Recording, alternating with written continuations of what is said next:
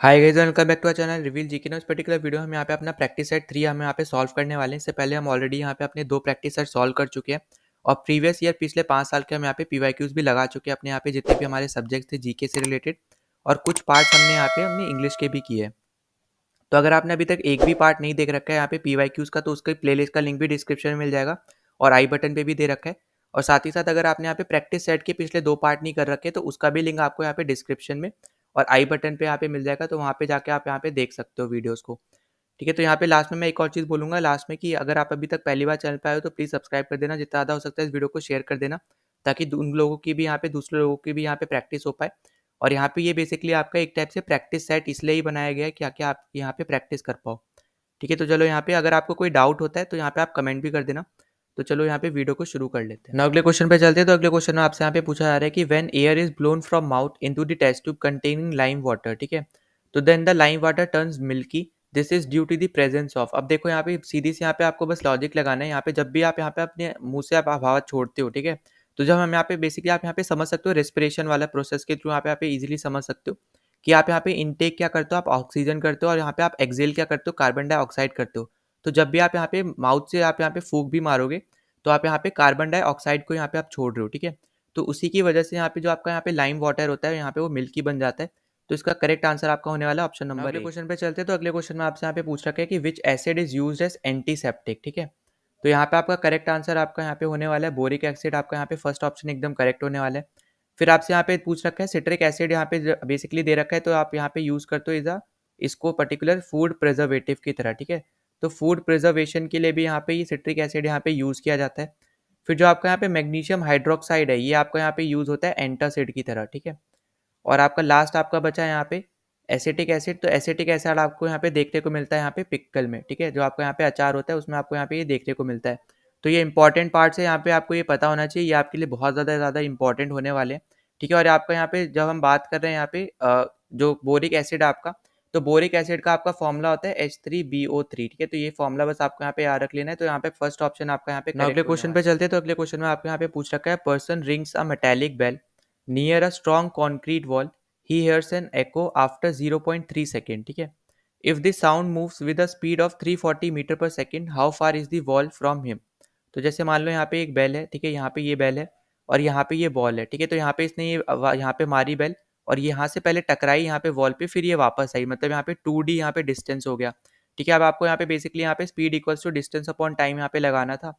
Speed आपको यहाँ पे दे रखी है 340 की, ठीक है। यूनिट आपको यहाँ पे सेम ही दे रखी है, सेकंड सेकंड में, मीटर पर सेकंड ही आपको यहाँ पे रहने वाला है। फिर डी डिस्टेंस आपको दे दिया यहाँ पे 2D और टाइम आपको दे रखा है 0.3, ठीक है। अब यहाँ पे इसको इससे कन्वर्ट कर दो यहाँ पे, तो 340 इंटू ये हो जाएगा 0.3, ठीक है। ये आपका हो जाएगा 0.3 और यहाँ पे नीचे आ जाएगा यहाँ पे 2 और इक्वल्स टू हो जाएगा यहाँ पे डी, ठीक। तो अब यहाँ पे आपका आंसर क्या बनने वाला है, तो यहाँ पे आपका आंसर होने वाला है यहाँ पे ऊपर हो जाएगा 102, डिवाइड बाई 2 करोगे तो आ जाएगा यहाँ पे आपका 51, ठीक है। तो आपका सी ऑप्शन यहाँ पे करेक्ट हो जाएगा, मतलब थर्ड ऑप्शन 51 मीटर यहाँ पे आपका आंसर हो जाएगा। तो यहाँ पे देखो बस बेसिक आपको यहाँ पे speed equals to distance upon time लगाना था। अगर बस आपको ये पता चलता कि यहाँ पे ये बेसिकली 2D यहाँ पे डिस्टेंस कवर हो रहा है, एक बार तो यहाँ से यहाँ तक गया जो D डिस्टेंस हुआ, फिर उसके बाद वापस भी तो आया जब उसने यहाँ पे आवाज़ सुनी, ठीक है। तो इसलिए ये हमने यहाँ पे क्या लिया है, 2D लिया है।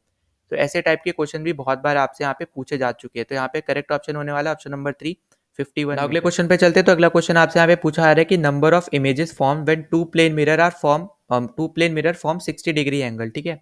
मतलब यहाँ पे कहने का क्या है, यहाँ पे इस टाइप से आपकी कुछ दो प्लेन मिरर है जहाँ पे वो इंटरसेक्ट करती है।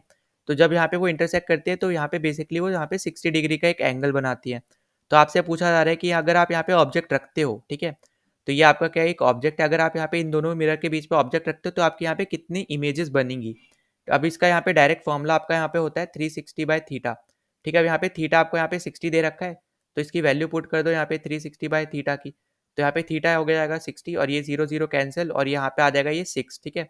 अब यहाँ पे आपको गौर करने की बात यहाँ पे ये है, यहाँ पे मैंने जानबूझ के यहाँ पे ऐसे वैल्यू ले रखी है ताकि मैं आपको यहाँ पे एक बता पाऊँ यहाँ पे बेसिकली, मतलब पहला तो आपको यहाँ पे याद रखना है कि अगर इसको डिवाइड करके ऑड आता है तो वही आपका यहाँ पे आंसर हो जाएगा, ठीक है। अगर यहाँ पे 5 3 1 कुछ ऑड आता, ऑड वैल्यू आती, तो यही आपका आंसर हो जाता।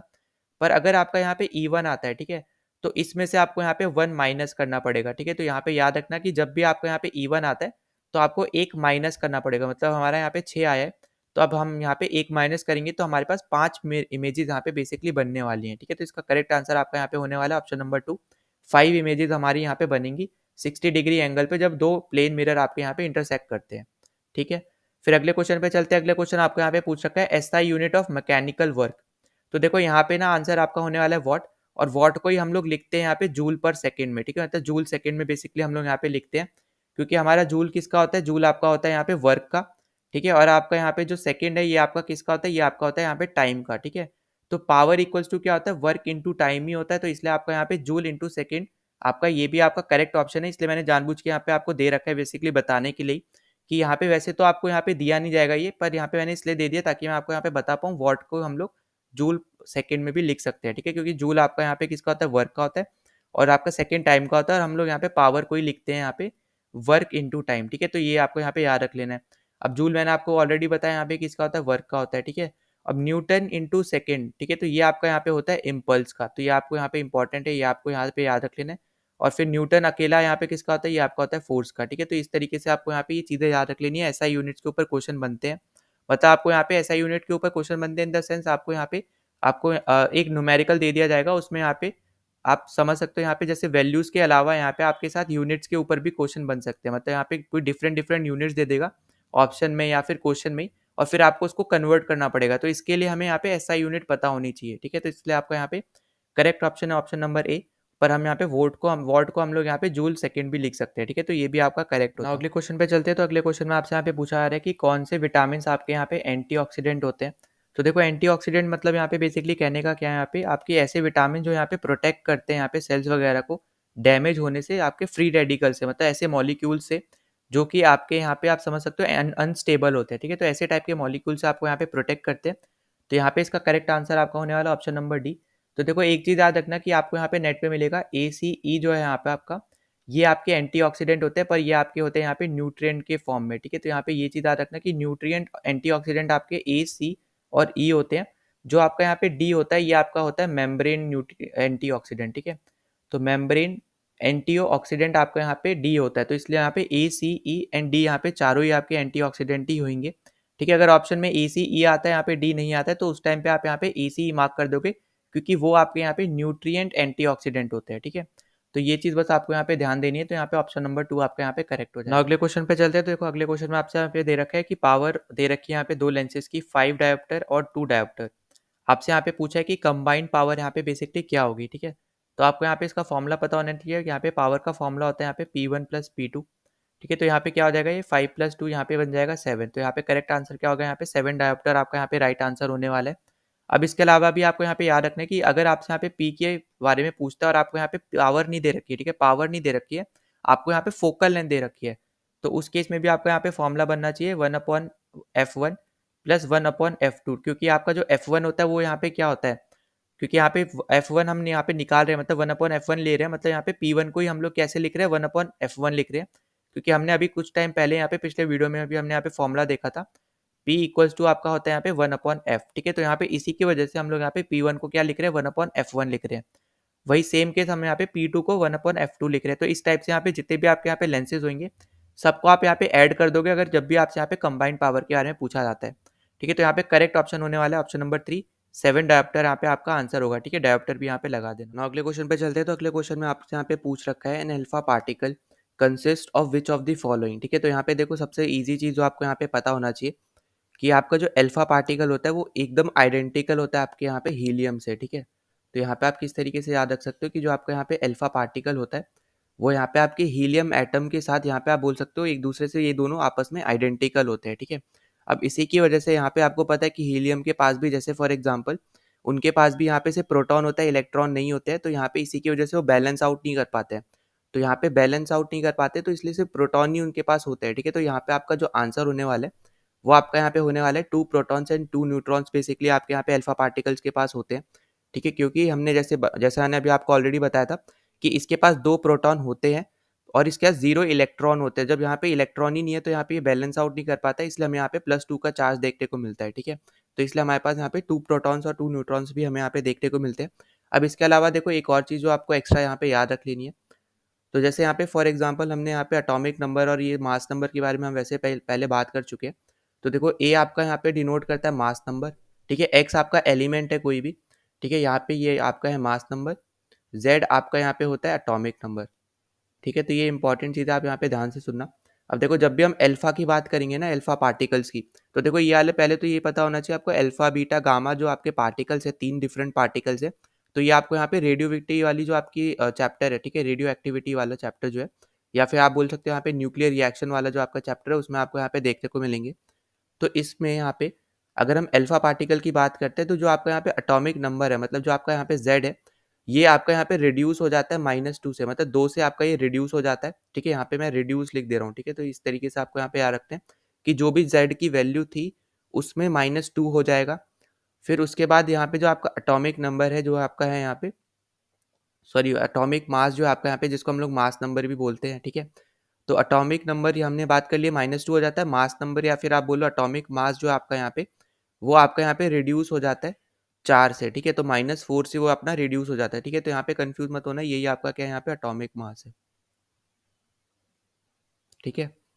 तो ये इंपॉर्टेंट चीज़ है, आपको यहाँ पे ये चीज़ पता होना चाहिए, ठीक। अब उसके बाद अगर हम यहाँ पे बात करते हैं बीटा के केस में, ठीक है, क्योंकि बीटा भी आपका यहाँ पे एक इंपॉर्टेंट आप बोल सकते हो यहाँ पे पार्टिकल होता है। तो बीटा के केस में जो आपका यहाँ पे एटॉमिक नंबर रहेगा वो यहाँ पे इंक्रीज हो जाएगा 1 से, ठीक है। एटॉमिक नंबर जो आपका यहाँ पे है जेड, वो आपका बेसिकली इंक्रीज हो जाएगा 1 से, ठीक है। और एटॉमिक मास जो आपका यहाँ पे वो क्या रहेगा, वो यहाँ पे सेम ही रहने वाला है, मतलब अनचेंज रहेगा, ठीक है। तो यहाँ पे मैं लिख दे रहा हूँ अनचेंज रहेगा। फिर उसके बाद नेक्स्ट हम लोग यहाँ पे बात करते हैं यहाँ पे गामा पार्टिकल की, ठीक है।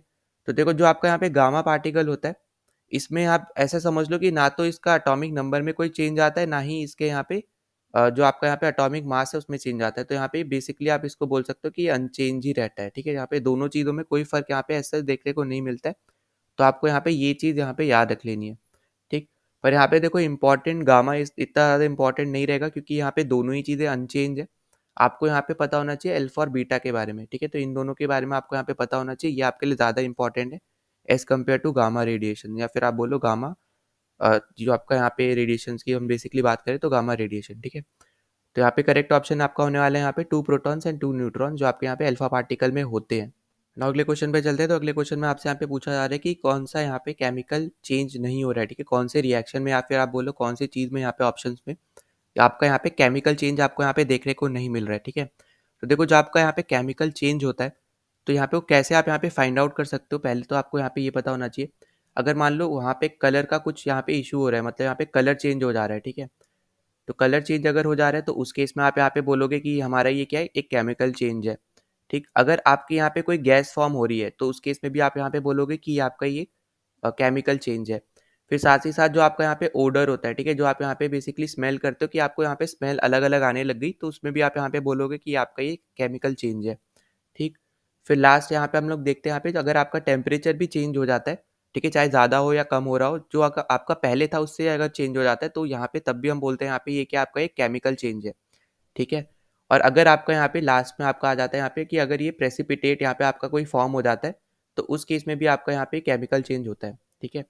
अब देखो अगर इन सब चीज़ों को अगर हम ध्यान से अगर देखते हैं, तो आपका पहला आपका दे रखा है burning of coal in air, तो आपका ये क्या होगा, एक तो केमिकल चेंज होने यहाँ पे होने ही वाला है, ठीक है। फिर fermentation of sugar cane juice यहाँ पे आपको बोल रखा है, मतलब यहाँ पे बेसिकली ब्रेक डाउन किया जा रहा है with the help of east या बैक्टीरिया के थ्रू बेसिकली यहाँ पे किया जाता है। तो इस केस में भी आपको यहाँ पे देखने को मिलेगा, ये भी आपका एक केमिकल चेंज है। फिर जो आपका यहाँ पे क्रैकिंग ऑफ पेट्रोलियम है, ये भी आपका एक केमिकल चेंज है।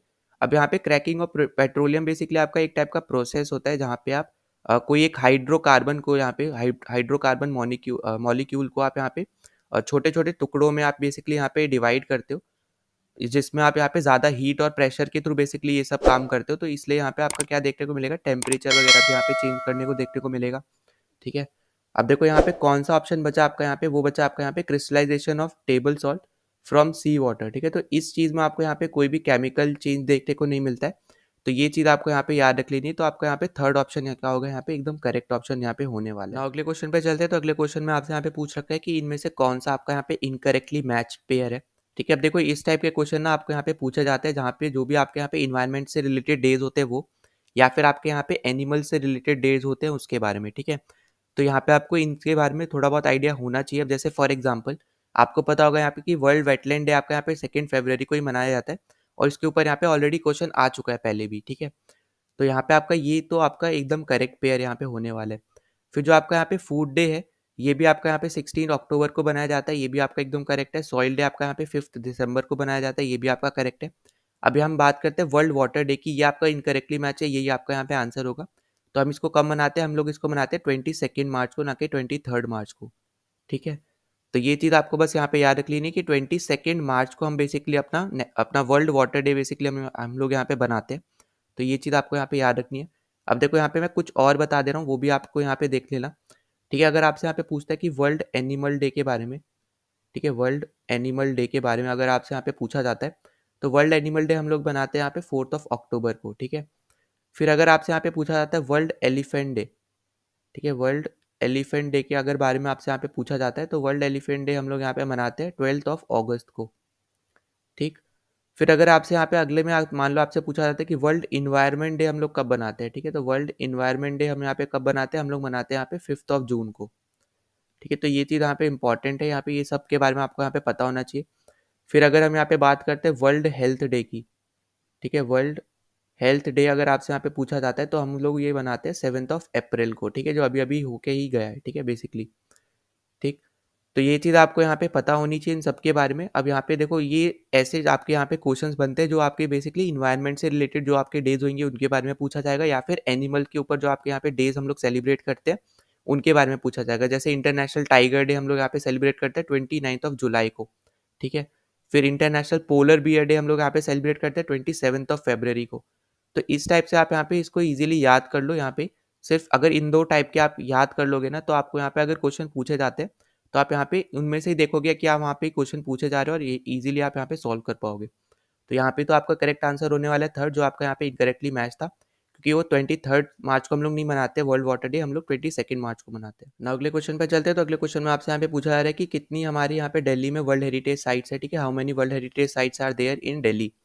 तो इसका करेक्ट आंसर आपका होने वाला है ऑप्शन नंबर 1, 3।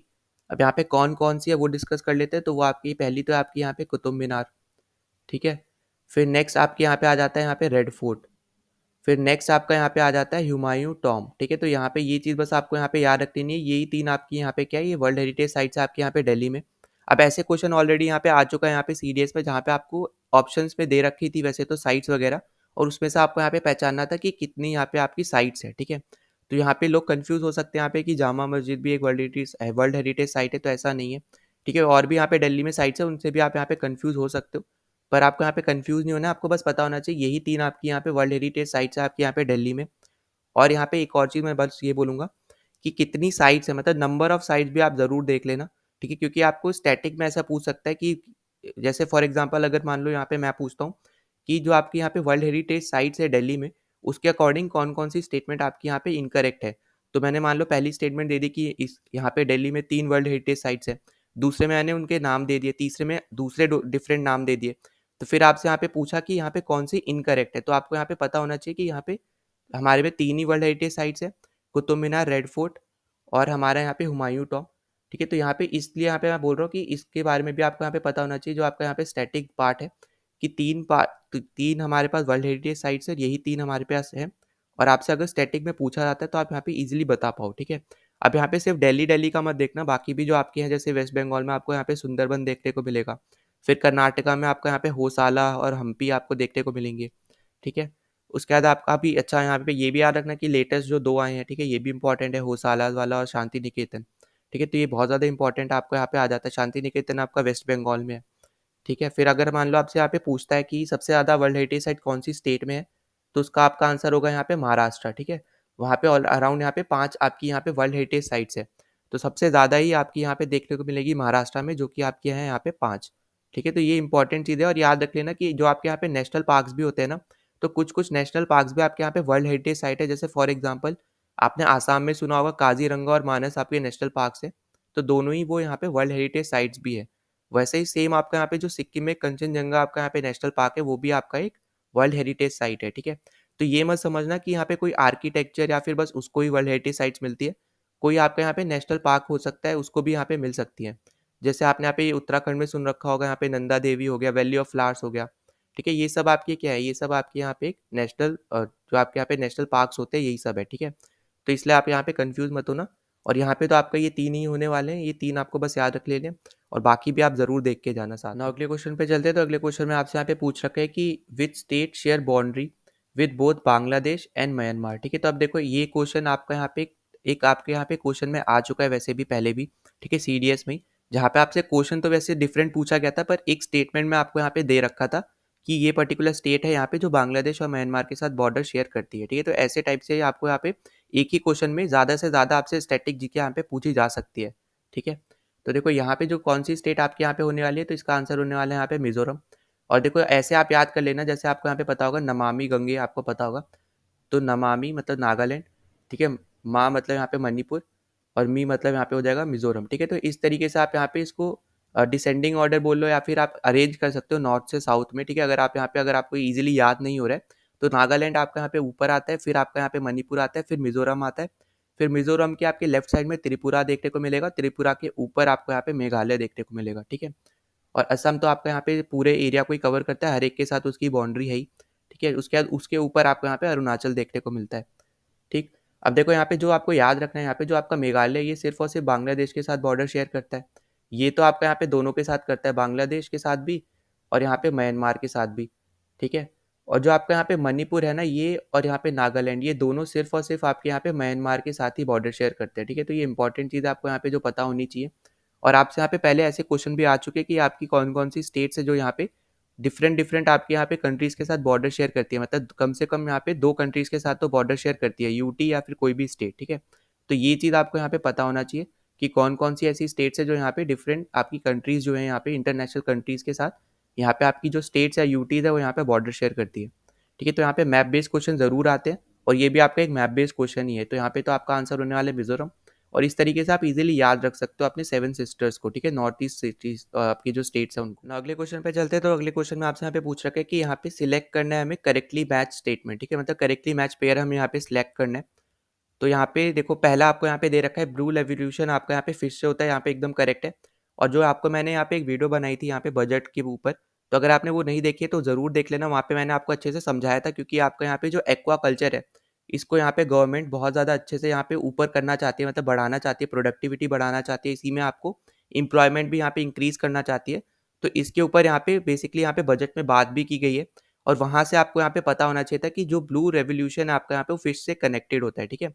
तो यहाँ पे ये इंपॉर्टेंट है आपके लिए, बजट वाला चैप्टर भी, मतलब बजट वाला वीडियो भी आपके लिए यहाँ पे बहुत ज़्यादा इंपॉर्टेंट होगा, क्योंकि उससे आपको यहाँ पे क्वेश्चन देखने को मिल सकते हैं, ठीक है। तो वो वीडियो ज़रूर देख लेना यहाँ पे। फिर उसके बाद अगर हम यहाँ पे बात करते हैं येलो रेवोल्यूशन की, तो देखो येलो रेवोल्यूशन आपका यहाँ पे बेसिकली ऑयल सीड्स के लिए हुआ था, ठीक है, ना कि आपका यहाँ पे जूट के लिए हुआ था। जूट के लिए कौन सा था आपका यहाँ पे, वो था आपका यहाँ पे गोल्डन फाइबर, ठीक है। तो यहाँ पे याद रख लेना, गोल्डन फाइबर रेवोल्यूशन जो आपका था बेसिकली वो आपका यहाँ पे जूट से रिलेटेड था, पर आपका यहाँ पे येलो रेवोल्यूशन आपका यहाँ पे ऑयल सीड से था, ठीक है। फिर अगर आपसे यहाँ पे नेक्स्ट पे चलते हैं, बात करते हैं यहाँ पे कि व्हाइट रेवोल्यूशन यहाँ पे किससे हुआ था, तो व्हाइट रेवोल्यूशन आपका यहाँ पे मिल्क से था, ठीक है। और एग वाला बेसिकली आपका यहाँ पे सिल्वर से था, ठीक है। तो सिल्वर रेवोल्यूशन आपका यहाँ पे एग वाला था और व्हाइट का आपका यहाँ पे मिल्क होना चाहिए था, ना कि एग। तो यहाँ पे सेकंड भी गलत है और थर्ड भी गलत है। फिर फोर्थ अगर हम देखते हैं तो सिल्वर रेवोल्यूशन यहीं पे देखो एग ऊपर दे ही रखा है, एग आपको पता ही है। उसके बाद कॉटन आपका यहाँ पे होता है सिल्वर, ठीक है। तो सिल्वर फाइबर आपका हम लोग किसको बोलते हैं, हम लोग बोलते हैं यहाँ पे कॉटन को, तो इससे रिलेटेड आपका यहाँ पे है ये। और यहाँ पे देखो कुछ और मैं बता दे रहा हूँ, वो याद रख लेना। जैसे ग्रे अगर आपसे पूछता है तो ये आपका था यहाँ पे फर्टिलाइजर से रिलेटेड, ठीक है। तो ये इंपॉर्टेंट आपके लिए होने वाला है। फिर उसके बाद अगर हम यहाँ पे बात करते हैं पिंक की, तो पिंक आपका यहाँ पे बेसिकली मीट वगैरह इन सब से था, ठीक है। ये आपको बस इतनी चीज़ यहाँ पे याद रख लेनी है। उसके बाद जो अगर हम नेक्स्ट पे बात करते हैं वो आपका यहाँ पे आ जाता है जैसे ब्राउन वाला, ठीक है। तो ब्राउन वाले केस में यहाँ पे आपको दिखेगा लेदर, ठीक है, तो लेदर से रिलेटेड आपका था। तो ये कुछ आपके इंपॉर्टेंट है, ये सब आपको यहाँ पे पता होना चाहिए। फोर्थ आपका यहाँ पे गलत है, फर्स्ट ही आपका क्या था, एकदम करेक्ट स्टेटमेंट था। ब्लू रेवोल्यूशन आपका यहाँ पे फिश से रिलेटेड होता है और एक्वा कल्चर को भी गवर्नमेंट बढ़ाना चाह रही है, तो वो पर्टिकुलर वीडियो ज़रूर देख लेना आप। यहाँ पे इकोनॉमी के ऊपर जो मैंने बना रखी है बजट 2024 की, वहाँ पे मैंने अच्छे से समझा रखा है यहाँ पे कि क्या क्वेश्चन बनते हैं, पहले भी बने हैं और किससे क्वेश्चन बन सकते हैं, ठीक है। तो वो वीडियो आपके लिए बहुत ज़्यादा इंपॉर्टेंट हो जाएगी, आपको इसमें हेल्प मिल जाएगी। अगर आपके यहाँ पे क्वेश्चन पूछे जाते हैं, 1 से 2 क्वेश्चन तो ज़रूर ही पूछे जाएंगे, ठीक है। ना अगले क्वेश्चन पे चलते हैं, तो अगले क्वेश्चन में आपसे यहाँ पे पूछा जा रहा है कि legislative council is not present in which state, ठीक है। तो यहाँ पे मतलब आपसे पूछा जा रहा है कि लेजिस्लेटिव काउंसिल जो आपकी होती है, जिसको हम लोग यहाँ पे क्या बोलते हैं, अपर हाउस बोलते हैं अपने यहाँ पे स्टेट लेजिस्लेचर में, ठीक है, जैसे यहाँ पे पार्लियामेंट में राज्यसभा आपका अपर हाउस है, वैसे ही आपका यहाँ पे स्टेट लेजिस्लेचर में लेजिस्लेटिव काउंसिल आपका यहाँ पे क्या होता है, अपर हाउस होता है। ठीक है, और आपका यहाँ पे लोअर हाउस कौन सा होता है, तो वो आपका होता है यहाँ पे लेजिस्लेटिव असेंबली। ठीक है, तो यहाँ पे ये चीज़ आपको बस याद रख लेनी है। ठीक, ये आपका क्या होता है, ये आपका होता है लोअर हाउस। ठीक है, अब देखो हर एक स्टेट के पास ना लोअर हाउस तो यहाँ पे प्रेजेंट होता है, पर हर एक स्टेट के पास अपना यहाँ पे अपर हाउस नहीं है। यहाँ पे सिर्फ और सिर्फ आपकी यहाँ पे ओवरऑल 6 स्टेट्स ऐसी हैं जिनके पास अपना यहाँ पे लेजिस्लेटिव काउंसिल है। ठीक है, मतलब अपर हाउस है। तो इन स्टेट्स के पास बेसिकली हम लोग क्या बोल सकते हैं, इनके पास है आपके पास बाई कैमरलिज्म। ठीक है, मतलब कि इसका क्या है, यहाँ पे उनके पास 2 हाउस है।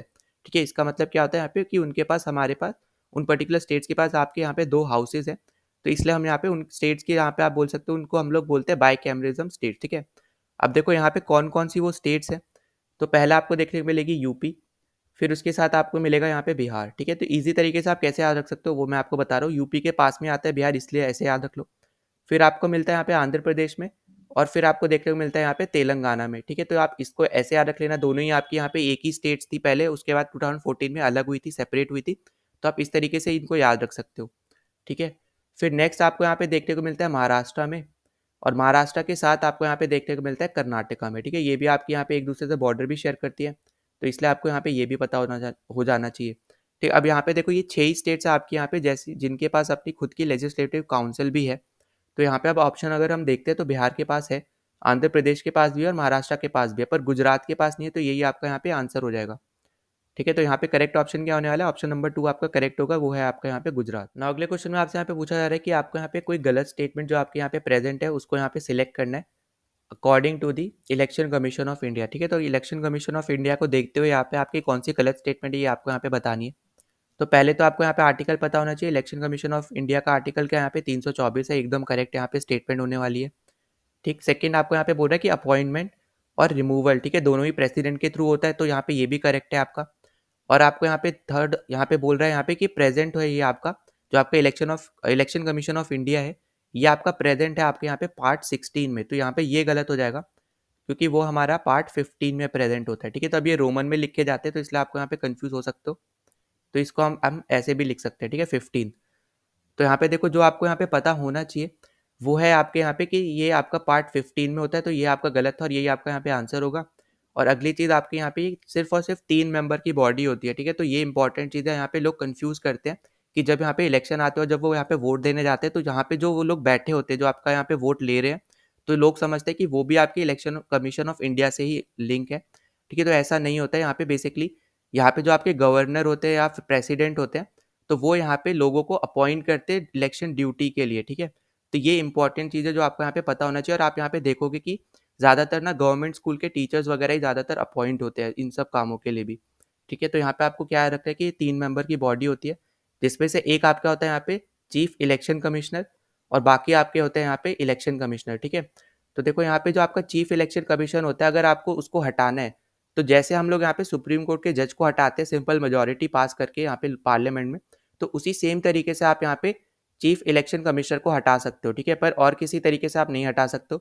वहीं पर अगर हम बात करते हैं इलेक्शन कमिश्नर को कैसे हटाओगे, तो यहाँ पे जब आपका चीफ इलेक्शन कमिश्नर यहाँ पे मान लो आपको प्रेसिडेंट को यहाँ पे बताता है कुछ कि ये पर्टिकुलर चीफ इलेक्शन कमिश्नर अपना काम नहीं कर रहा है या फिर जो भी आपका रीज़न है, तो वो आपका यहाँ पे प्रेसिडेंट को बताएगा। ठीक है, और फिर प्रेसिडेंट के ऊपर है कि यहाँ पे उसको हटाना है या फिर नहीं हटाना है। मतलब यहाँ पे जो चीफ इलेक्शन कमिश्नर जो यहाँ पे प्रेसिडेंट को एड कर रहा है यहाँ पे, वो यहाँ पे उस पर्टिकुलर डिसीजन से यहाँ पे प्रेसिडेंट जो आपका है वो बाउंड नहीं है। मतलब कि अगर चीफ इलेक्शन कमिश्नर ने बोला कि इसको हटाना है तो ज़रूरी नहीं है कि प्रेसिडेंट उसको हटाएगा ही। ठीक है, वो अपनी तरफ से भी इन्वेस्टिगेट करेगा, उसके बाद उसका डिसीजन यहाँ पे माना जाएगा कि उसकी मर्जी जो होगी यहाँ पे प्रेसिडेंट की कि उसको हटाना है या फिर नहीं हटाना है। ठीक, पर यहाँ पे वो तभी आप यहाँ पे वो काउंट हो सकता है जब आपका यहाँ पे चीफ इलेक्शन कमिश्नर अगर प्रेसिडेंट को बोलता है कि इसको हटाना है। ठीक है, उसके बिना यहाँ पे आप इनको भी नहीं हटा सकते। तो यहाँ पे आपका थर्ड ऑप्शन यहाँ पे गलत था, तो ये पार्ट 15 में आता है ना कि पार्ट 16। now यहाँ पे अगले क्वेश्चन पे चलते हैं। तो अगला क्वेश्चन आपसे यहाँ पे पूछ रहा है which article tells all proceedings of supreme court will be in English. ठीक है, तो यहाँ पे करेक्ट आंसर आपका होने वाला है आर्टिकल 348। यहाँ पे बेसिकली बोलता है कि आपकी सारी प्रोसीडिंग आपके यहाँ पे सुप्रीम कोर्ट में इंग्लिश में ही होगी। अब देखो यहाँ पे जो आपका यहाँ पे 343 है, ये बताता है कि जो आपका यहाँ पे पार्लियामेंट है यहाँ पे उसकी लैंग्वेज हिंदी और इंग्लिश, ठीक है, दोनों ही हो सकती है। फिर वहीं पे आपका आर्टिकल 143 बताता है कि यहाँ पे सुप्रीम कोर्ट के पास यहाँ पे एडवाइजरी जुरिडिक्शन है बेसिकली, कि यहाँ पे वो कंसल्ट करते हैं प्रेसिडेंट को, ठीक है। तो यहाँ पे ये चीज़ आपको यहाँ पे याद रखनी है, अंडर आर्टिकल 143 सुप्रीम कोर्ट यहाँ पे प्रेसिडेंट को कंसल्ट कर सकता है कुछ भी यहाँ पे मैटर पे, ठीक है। फिर अगला आपके पास आ जाता है 342, जो कि आपका एक ट्राइबल पॉपुलेशन या फिर आप बोल लो ट्राइबल कम्युनिटीज से रिलेटेड आपका यहाँ पे ये आर्टिकल है। तो यहाँ पे करेक्ट ऑप्शन क्या था, यहाँ पे 348 यहाँ पे आपका राइट आंसर है। जहाँ पे सुप्रीम कोर्ट के अंदर जितनी भी आपकी प्रोसीडिंग्स होती है सब इंग्लिश में होती है, ये यहाँ पे बताया गया। अगले क्वेश्चन में आपसे यहाँ पे पूछा जा रहा है कि थ्रू विच CAA मतलब constitutional amendment act age of voting change from 21 years to 18 years for Lok Sabha, ठीक है। तो यहाँ पे आपको बेसिकली पूछा जा रहा है कि यहाँ पे जो वोटिंग एज है वो यहाँ पे कौन से कॉन्स्टिट्यूशनल अमेंडमेंट एक्ट से यहाँ पे 21 ईयर से 18 ईयर्स यहाँ पे कर दी गई थी। तो इसका करेक्ट आंसर आपका यहाँ पे होने वाला है 61st कॉन्स्टिट्यूशनल अमेंडमेंट एक्ट, ठीक है। तो यहाँ पे फर्स्ट ऑप्शन यहाँ पे एकदम करेक्ट है आपका। और ये आपका पास कब हुआ था, ये आपका पास हुआ था 1989 में, ठीक है। तो ये बस आपको यहाँ पे ईयर बस ऐसे याद रख लेना 1989। अब देखो जो आपका यहाँ पे 69th आपका कॉन्स्टिट्यूशनल अमेंडमेंट एक्ट है, यहाँ पे ये बेसिकली आपके यहाँ पे जो यूटी थी यहाँ पे दिल्ली की, उसको एक स्पेशल स्टेटस देता है, ठीक है। वहीं पे अगर हम 86 की बात करते हैं तो आपको यहाँ पे ऑलरेडी मैं बता चुका हूँ, यहाँ पे जो आर्टिकल 21A है राइट टू एजुकेशन, तो वो हमने यहाँ पे इसी पर्टिकुलर कॉन्स्टिट्यूशनल अमेंडमेंट एक्ट से यहाँ पे ऐड किया था। साथ ही साथ जो हमारा 11th आपके यहाँ पे जो फंडामेंटल ड्यूटी है वो भी हमने यहाँ पे 86 कॉन्स्टिट्यूशनल अमेंडमेंट एक्ट से ही हमने यहाँ पे ऐड करी है। और ये आपका आया था 2002 में, ठीक है। तो ये आपके लिए यहाँ पे इंपॉर्टेंट है इसका ईयर, क्योंकि ये इंपॉर्टेंट आर्टिकल है। वहीं पे अगर देखो 69 का भी मैं बता दे रहा हूँ, यहाँ पे ये आपका यहाँ पे 1991, ठीक है। फिर अगर हम यहाँ पे बात करते हैं 36 की, तो 36 जो आपका यहाँ पे कॉन्स्टिट्यूशनल अमेंडमेंट एक्ट है, तो यहाँ पे बेसिकली इस पर्टिकुलर कॉन्स्टिट्यूशनल अमेंडमेंट एक्ट के थ्रू हमने यहाँ पे सिक्किम को इंडिया में जोड़ा था, ठीक है। तो यहाँ पे ये चीज़ बस आपको यहाँ पे याद रख लेनी है। तो हमने इसके थ्रू हमने किसको जोड़ा था, हमने यहाँ पे सिक्किम को इंडिया में ऐड किया था, ठीक है। तो ये आपके लिए यहाँ पे इंपॉर्टेंट हो जाता है और ये आपका आया था 1975 में, ठीक है। तो यहाँ पे ये इंपॉर्टेंट चीज़ें आपको जो यहाँ पे याद रख लेनी है। ना अगले क्वेश्चन पे चलते हैं। तो अगले क्वेश्चन में आपसे यहाँ पे डायरेक्टली पूछा जा रहा है कि जो आपका यहाँ पे डॉक्ट्राइन ऑफ लैब्स है उसको यहाँ पे इंट्रोड्यूस किसने किया था, मतलब यहाँ पे उसको यहाँ पे किसने शुरू किया था। तो इसका करेक्ट आंसर आपका यहाँ पे होने वाला है, तो इसका करेक्ट आंसर है यहाँ पे आपका यहाँ पे डलहौजी, ठीक है। तो देखो जो आपका यहाँ पे डलहौजी था उसने यहाँ पे डॉक्ट्रिन ऑफ लैब्स बेसिकली यहाँ पे अपना शुरू किया था।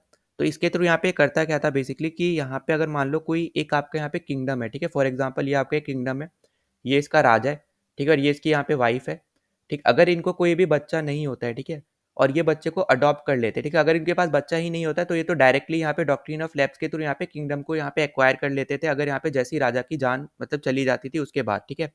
तो उसके बाद अगर यहाँ पे अगर हम बात करते हैं कि अगर मान लो इनके पास बच्चा नहीं है और यहाँ पे ये इसको अडॉप्ट कर लेते हैं, मतलब यहाँ पे किसी एक लड़के को बेसिकली, सिर्फ लड़के को, ठीक है, लड़की को नहीं, लड़के को अगर ये लोग अडॉप्ट कर लेते हैं तो उस केस में यहाँ पे इसके थ्रू यहाँ पे डॉक्ट्रिन ऑफ लैब्स का यहाँ पे क्या कहना था कि अगर यहाँ पे इन्होंने इसको अडॉप्ट किया है तो यहाँ पे जो लड़का है, ठीक है, ये सिर्फ और सिर्फ यहाँ पे राजा की प्राइवेट प्रॉपर्टी का ओनर होगा, ठीक है, ना कि कंप्लीट किंगडम का, ठीक है। तो ये चीज़ आपको बस याद रख लेनी कि किंगडम का ये कंप्लीट ओनर नहीं होने वाला है, सिर्फ और सिर्फ यहाँ पे उस राजा की यहाँ पे पब्लिक जो आपके यहाँ पे प्राइवेट प्रॉपर्टी है सिर्फ उसका वो यहाँ पे ओनर रहेगा। और उसके बाद यहाँ पे जो डॉक्ट्रिन ऑफ लैब्स है उसके थ्रू यहाँ पे वो कंप्लीट किंगडम को यहाँ पे वो ब्रिटिश इंडिया में जोड़ दिया करते थे, ठीक है।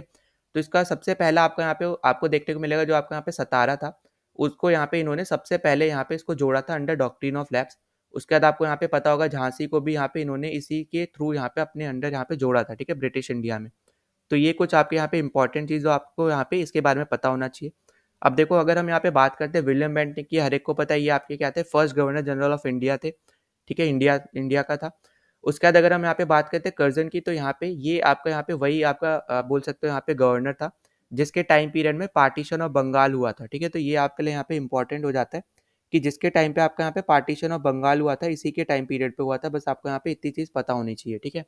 फिर आपको यहाँ पे जो मैंने ऑलरेडी पिछले पार्ट में बता रखा है, जो आपके यहाँ पे एंग्लो और तिब्बतन की जो यहाँ पे ट्रीटी हुई थी इन दोनों के बीच में, जो आपके यहाँ पे ब्रिटिशर्स थे और जो आपका यहाँ पे तिब्बत रीजन था उसके बीच में जो आपकी ट्रीटी हुई थी, ट्रीटी ऑफ लासा, ठीक है। तो ट्रीटी ऑफ लासा भी आपकी यहाँ पे कर्जन के ही टाइम पीरियड पे हुई थी।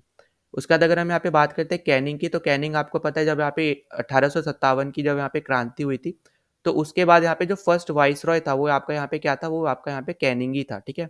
तो ये इंपॉर्टेंट चीज़ है जो आपको यहाँ पे इसके बारे में यहाँ पे पता होना चाहिए।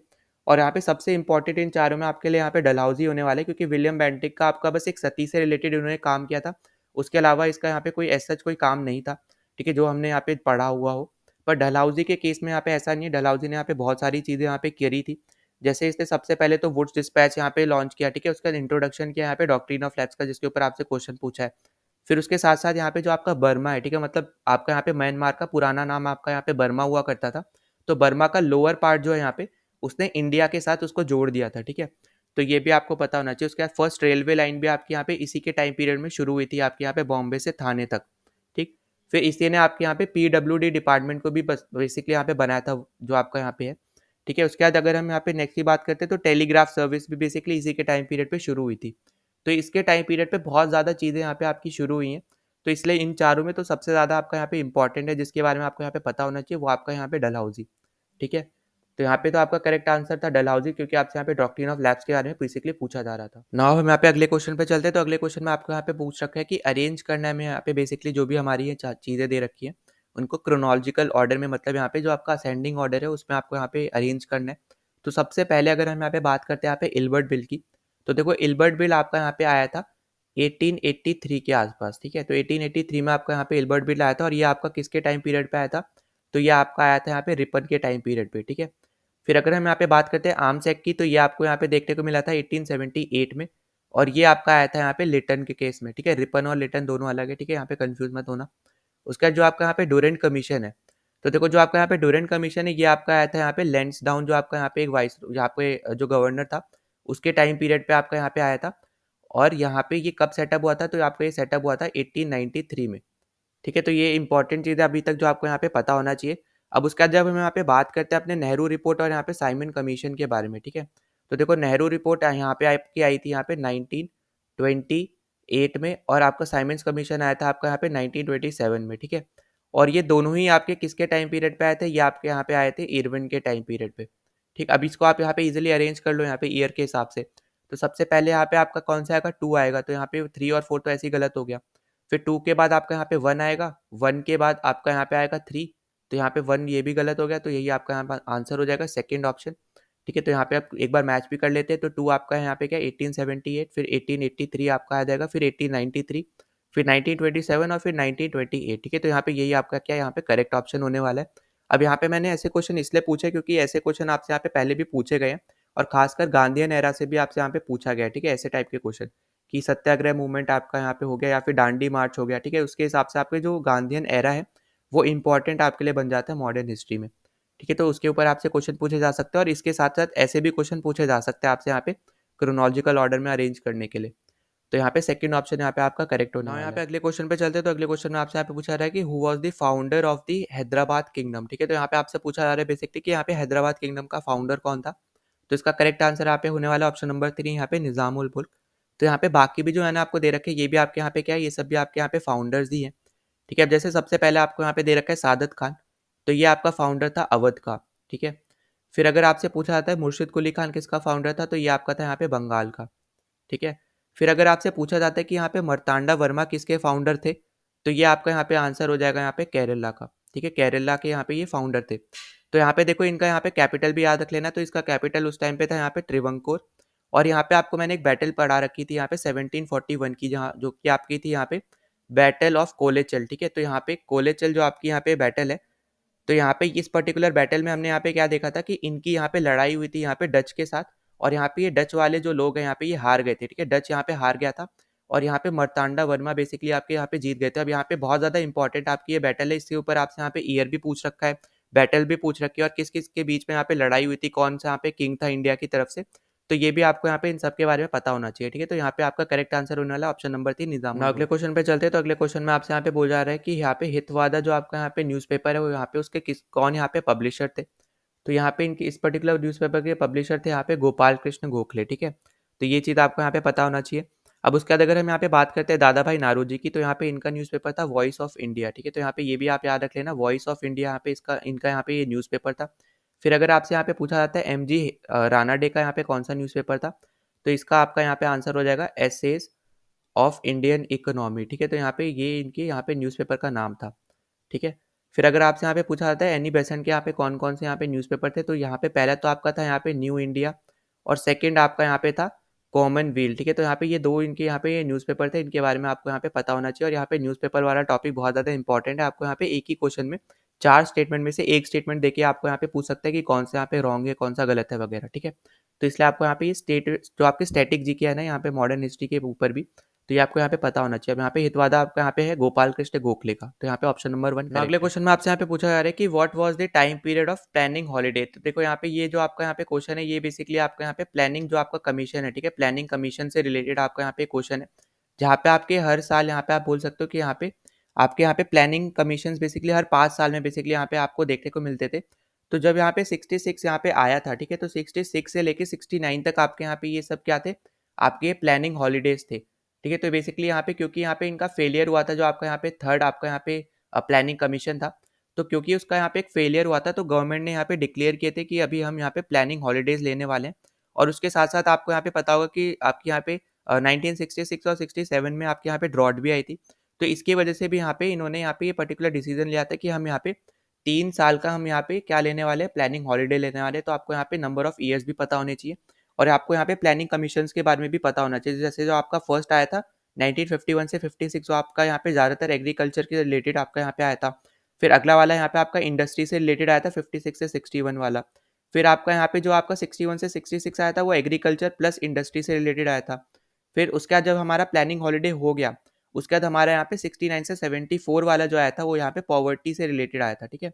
तो ऐसे करके जो आपके यहाँ पे जितने भी यहाँ पे इंपॉर्टेंट आपके प्लानिंग कमीशन है, इनके बारे में भी आपको यहाँ पे पता होना चाहिए, आपके लिए बहुत ज़्यादा इंपॉर्टेंट है ये चीज़ें भी, ठीक है। तो हमारा प्लानिंग कमीशन का यहाँ पे ये टॉपिक है और हमारे कब हुआ था, ये हमारा वहाँ पे हुआ था 66 से 69 के बीच में हमारे यहाँ पे प्लानिंग हॉलीडेज थी, जो कि हमारे 3 साल के थे, ठीक है। अगले क्वेश्चन पे चलते हैं। तो अगले क्वेश्चन में आपसे यहाँ पूछा जा रहा है कि when the demand of object 1 increases the demand of object 2 is also increases. तो यहाँ पे ऐसे टाइप की डिमांड को हम लोग यहाँ पे क्या बोलते हैं। अब जैसे इसका मतलब कहने का क्या है, जैसे अगर मान लो आपका यहाँ पे कार का यहाँ पे जो डिमांड है यहाँ पे अगर वो इंक्रीज होता है, तो ऑटोमेटिकली आपके यहाँ पे पेट्रोल या डीजल की भी आपके यहाँ पे डिमांड क्या हो जाएगी, यहाँ पे इंक्रीज हो जाएगी, ठीक है। मतलब यहाँ पे कार की डिमांड की इंक्रीज होने की वजह से आपका यहाँ पे जो सेकंड ऑब्जेक्ट था जो कि आपका यहाँ पे पेट्रोल है, तो उसकी भी यहाँ पे डिमांड क्या है, यहाँ पे इंक्रीज हो गई।